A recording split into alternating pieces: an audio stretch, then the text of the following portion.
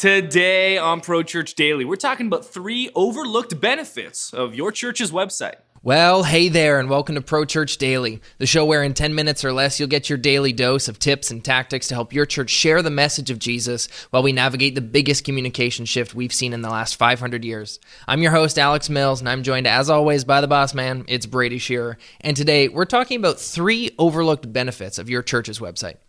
In episode 37 of Pro Church Daily, we talked about how your church's website is the single most important marketing tool at your disposal. In that same episode, we also talked about how even though it's so important, it's not nearly as cool or sexy or stylish as some other things like Instagram stories is so much cooler than a website. Yeah. But I think that there are often overlooked benefits of a website that we take for granted that if we can dial in and really recognize and remember can help us truly grasp how important a website really is. And the first important benefit that often gets overlooked about a website is that it's one of the few web properties, one of the few digital properties that your church possesses that is 100% owned and controlled by you. Right. This episode of Pro Church Daily, being recorded in 2018, comes on the heels of the big Facebook algorithm update of 2018. So many pages, brands, churches, ministries are seeing exponential drops in their organic reach on Facebook. Now, if you have a paid ad strategy, this is less concerning to you. Right. But if you're using Facebook for free, as most churches are, just trying to maximize your organic reach to its fullest extent, you're noticing significant drops. And you had no control over that. No. You are living on rented space on Facebook, and it's tremendously generous of Mark Zuckerberg to give us that. Of course, it's also in his own financial interest to do so as well. Yeah. But at the end of the day, Zucks and company can change the rules anytime, and we are at their mercy. Of course. Nothing that we can do about it. YouTube creators have gone through a similar phenomenon recently.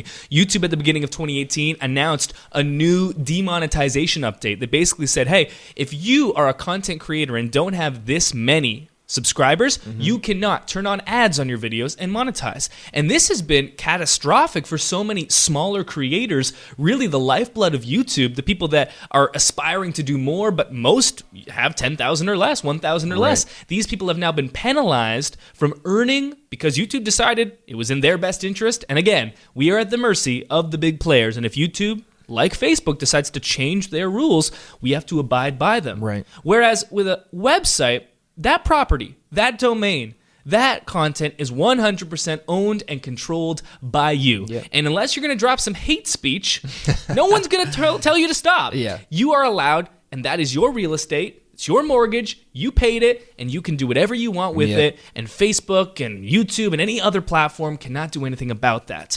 And that's why it's so important to prioritize your website, because when your digital strategy is built on a solid foundation, to use a biblical analogy, right? Rather than built on a not so solid foundation, the sand washes it away. Zuckerberg, he brings in the storm and your house is washed away. But when you are built on the solid rock, when the storm comes, doesn't matter because you own that house and it is built on a solid firm foundation. Wow, thank you, Jesus. Nice. Let's talk about the second overlooked benefit of a church's website. It is cost effective. It really is. Considering how important a website is to your church, it is wildly affordable. Yeah. And I put together a short little list, a small list of items that will likely cost your church more each month than your website. So let's just take a look, take a gander down this list. All right. Number 1, utility bills, that being gas, water, electricity, staff dinners, and lunches. Nice. Look, I know how much your church goes to Chick-fil-A. Don't pretend. Gas mileage reimbursements. Professional fees like accounting, lawyers' fees, notarization, travel and meeting expenses, whether this be with retreats or just the staff meeting where you ordered that giant spinach and dip platter and then Mitchell ate it all, so you had to order a second one. That dude loves spinach dip. Janitorial costs for the building, facility, office administration costs, obviously the rents and or the mortgage, property taxes, internet, phone, insurance. The list goes on. The list goes on. Actually, the list stops there, but it could go on. Yes. Point being that there are so many expenses that churches are forced to reconcile or out of their own just choice choose to spend on that when it comes to the bottom line of making first impressions, like, can you put a price on your church's first impression? Right. Because your website is likely the number one contributor to that. At least it should be in 2018 and beyond. And how much can you put a price on a first impression versus, let's say, a janitorial cost or a heating bill. Again, some of these are necessary and you can't get around them. Right. But when it comes to the impact that your church website has on both your existing congregation, your community, and potential new visitors, and how it affects every single one of those unique demographics across the entire spectrum of, someone who's giving frequently every single week, volunteering in a small group, and someone who's just becoming aware of your church. Your website plays a role in all of this. Yeah. It is so affordable. And when you recognize that, you start to look at your website in a little more of a favorable way. Yeah. And I think you're also willing to maybe spend a little bit more on your website, which I think most churches should definitely be doing also. Of course. Finally, third overlooked benefit of a church's website, it is quick and easy to change. For years, churches have had somewhat of a love affair with print marketing, whether this be bulletins, newsletters, direct mail, postcards, newspaper advertisements. Nice. Print materials have one fatal flaw, and that is their permanency. Absolutely. If you put in a typo, if you mess up the design, well, you got to start over again. You got to pay for a whole new round, and you got to spend the time to get it all produced. And I, for fun, took a little collection of some real mistakes that churches have made with their print marketing. These are all real examples of problems with print that, in their permanency, caused a little bit of issues. Number one, a camp sign-up with the wrong year printed on the postcard, and the first person to notice was the pastor during an announcement from stage. A bulletin with a promotion for the panty ministry instead of the pantry ministry. Yeah. Sensual. A booklet, more than 400 were printed in this instance, promoting small groups wherein the women's Bible study was a place that you could come and meet single men. A newsletter with a front page promo for the pastor's new upcoming book entitled The Last Prophet, spelled money, Profit, instead of The Last Prophet, that which would be prophecy. Oh my gosh. A direct mail promo sent to thousands of homes where the lead pastor's wife was introduced to the neighborhood as Derby instead of Debbie. Yeah. Look, print materials are unforgiving. Yeah. We could spend an entire week's worth of episodes of Pro Church Daily cataloging the mistakes, and yes, it would be funny. We probably should.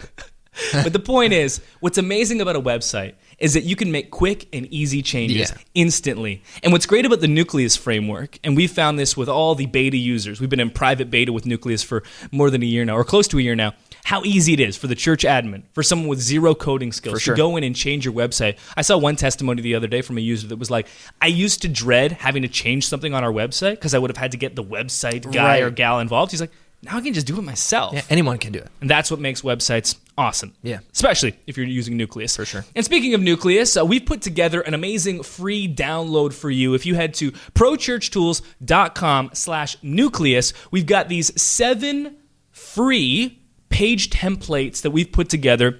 We think about the different pages that your website needs. We've put together 7 of them, an exact pre-written copy, structure, framework already ready to go. Amazing. One of the pages that's in that free download is the staff page. So, shockingly, this is one of the pages that's visited to more than any other page. Yeah, you look in your analytics, like your staff/leadership page, often in the top 5, if not the top 3. So it's a very important page to get right. And we have this thing that we like to do on church staff pages called the can't miss quote technique. We found it's great, amazingly works so well on staff pages. It's part of that free download. prochurchtools.com/nucleus is the place to get that. The ultimate church website page template library, prochurchtools.com/nucleus. Nice. That'll do it for today's episode of Pro Church Daily. Thanks for watching. We'll see you tomorrow. Hey, thanks for watching today's episode of Pro Church Daily. Make sure you turn on notifications for this channel so you never miss another video, and subscribe as well. And if you like this video, it'd mean the world to us if you give it a thumbs up. Thanks for watching. We'll see you tomorrow.